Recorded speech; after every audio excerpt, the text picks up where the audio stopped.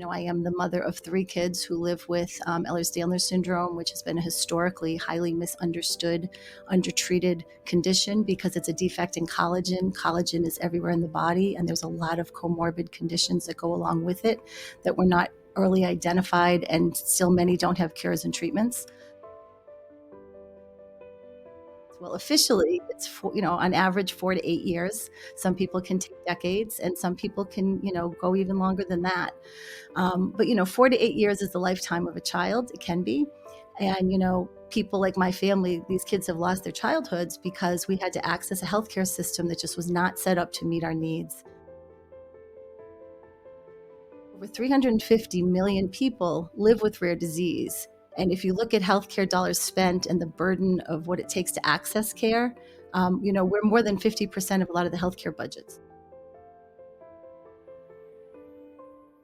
We have over 10,000 rare diseases, and 90% of those don't have any cures. Now, when I did a presentation last year for Global Genes, we talked about 7,000 rare diseases. So the fact that we now know there's 10,000, that's a significant jump in understanding for rare disease patients. And that's a phenomenal thing. But at the end of the day, 90% of those still don't have any cures, clear treatment plans, or standards of care.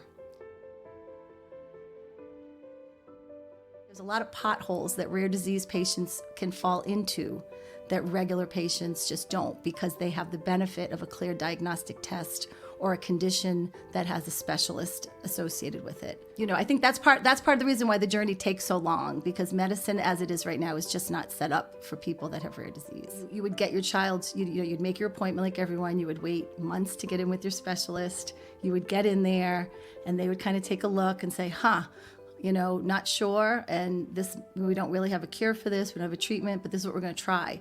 And that's kind of where the trust has to start building, right? So you start working with this doctor, and in the case of rare disease, things aren't going according to plan. You had a surgery that didn't turn out right. You had testing that came back kind of inconclusive. Genetically, right? You get your genetics done if you're fortunate to go see a geneticist and able to see a geneticist, and you're like, all these genes have unknown significance, variants of unknown significance. What does that mean? Well, we're going to assume they mean nothing. Well, I hope they mean nothing, because I'm having all these symptoms and my child is deteriorating. Always having this strange added burden of proof, right? I know something's wrong with me. Oh, they're malingering, or they're whatever. And that's very real. And that can also kind of cause patients to kind of retreat a little bit from care because they feel like they're not being heard. This is not going to be a sprint. This is a marathon, and it's not going to be straightforward, and it is going to be up and down. And unfortunately, it's just the way our system is right now. I think once you accept that, I think for us, we lost years trying to think that we could find the right doctor that was going to put this all together and connect all the pieces. We were fortunate that we did find a lot of the right doctors, but because our rare disease at the time didn't have the one, center of excellence or standard of care, we also found ourselves in that place that a lot of rare disease patients do find themselves, where you have differing opinions. You have top specialists giving you totally different answers. And now you as the patient have to make that decision. Who am I going to listen to? Who do I trust? Who do I think is right? And if you choose one and it's not going well, having the confidence to go back to the other doctor. There's a lot of things that I think rare disease patients need to understand, so that they can be the best partner for their physician in their own healthcare. I think when you want to think about what are the tools they need, I think the biggest thing is obviously an understanding, not only of how the healthcare system is set up, but how it can also kind of work against you. So things like, my doctor gave me a prescription, and you need to understand that there is a possibility, because you have a rare disease or it's an off-label use, that prescription is going to be rejected by your insurance company, and you are going to have to appeal, and you may have to get a peer-to-peer to try to push that through. I think there's certain kind of hardships that if the patients can understand that unfortunately is part of the process, it might make accepting it and acting and executing on it maybe a little bit easier. I think, obviously whole genome sequencing has been a huge game changer. And there are ways to access this, although not affordable for everybody. Genetics is obviously a huge opportunity to try to understand source of symptoms if you can get a referral, or if you have access to a geneticist, if it looks like your diagnostic journey is not going where it needs to be. The geneticist can really be your best partner.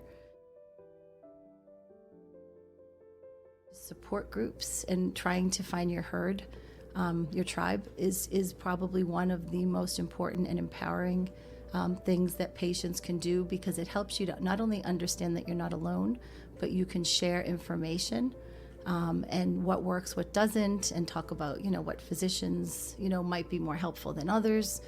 You have to be careful. Sometimes support groups can also be echo chambers for a lot of some of the darker, harder things that rare disease patient groups, that rare disease patients face. So I think you always want to kind of check on your own mental health and just make sure that the people and the resources you're engaging with are empowering you and lifting you up, and not burdening you with everyone else's stress and trauma. You talk about some of the challenges that people run into. You don't only have rare disease, you have this other category that isn't talked about as much, and it's controversial diagnoses.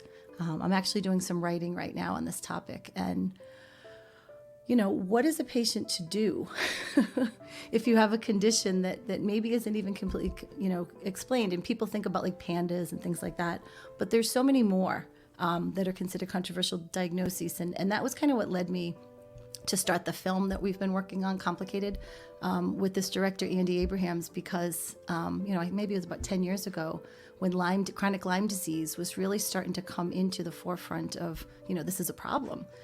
He created a film called Under Our Skin, and he said, I want to see what happens to people who get stuck when in the middle of medical controversy. And, his film beautifully showed, what happens to patients when doctors disagree, or what happens to patients when doctors genuinely don't know how to help them. And he really was able to move the needle on that. And, I have high hopes that, he can do the same for the Ehlers-Danlos mitochondrial, dysautonomia community moving forward. Time will tell. But, I think if you're a patient that has a diagnosis, a rare disease, mitochondrial is always my go-to. It's not very well understood, but it's also controversial. There's a lot of disagreement on how to treat it. Does it exist? Is this important? Is it not? And that's all important stuff, because that's science. But behind that science, you have a person. And maybe that's the best way to summarize all this. I think when you're a rare disease patient, you need to understand that there's science that can help you, but medicine just may not have caught up yet, and it's not personal. And I give that talk a lot to people, and they kind of look at me like, how can this not be personal? It's my child, and I've been to all these hospitals and nobody's helping me. And it's like, it's not personal. It's, the science is there, and you might be able to access that science on AI or Google, but it doesn't necessarily mean that medicine has caught up and is in a place where they can treat you the way that you would hope that they could.